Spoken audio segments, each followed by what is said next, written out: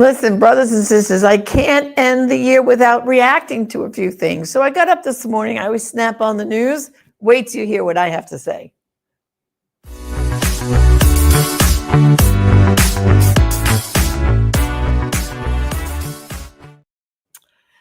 Well. Good morning. Janet Morana here, Executive Director of Priests for Life. I have two things to comment on this morning.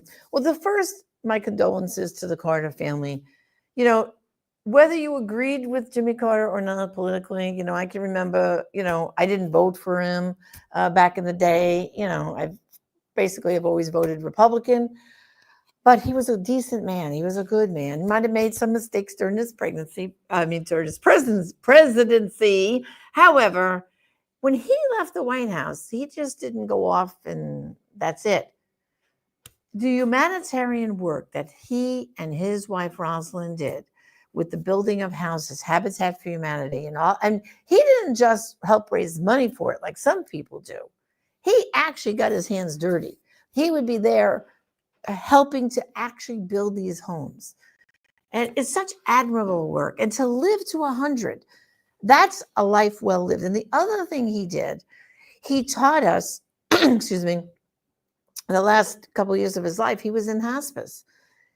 And he commented about that, how it was good care and it was part of aging and all that. So my condolences to the Carter family. And it is nice to reflect back on, he did have a life well lived. Okay, on to the next topic. Excuse me. Brothers and sisters, we have to contact the 5 or 6 Republicans, and you can Google it on your news channels there, who are saying that come Friday, January 3rd, when they have to elect a speaker, which is Mike Johnson, they don't know if they're going to vote for him. Now, come on. This is giving me the biggest headache on the planet. Why? They got to mandate the Republicans, right? Overwhelming, Trump won, and the Republicans. And by the way, they took over the House, not by a huge majority, slim. And that's why we can't afford to lose any votes for Mike Johnson. Because the Democrats, like they always do, they stick together lockstep. Why can't the Republicans take a page out of their book? I'm telling you, I'm warning you Republicans out there, the 5 or 6 that are saying, well, we don't know. Don't you dare cause trouble.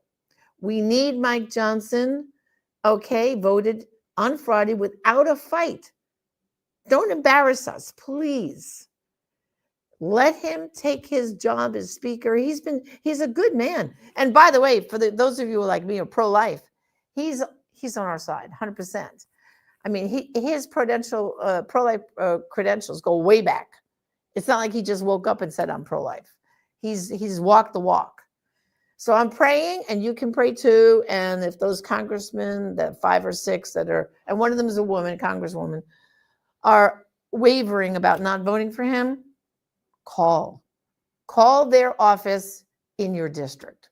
You don't have to call Washington, call the local office and tell them to stop the nonsense. Because let's face what's going to happen here.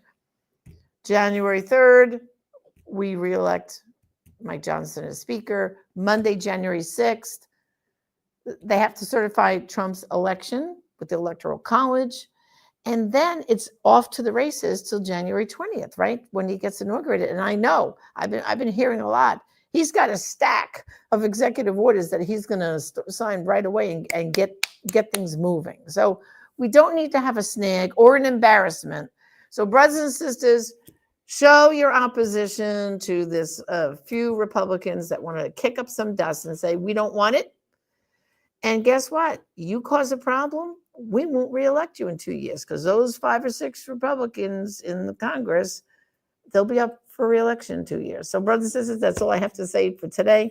Again, condolences. May Jimmy Carter rest in peace for a life well lived.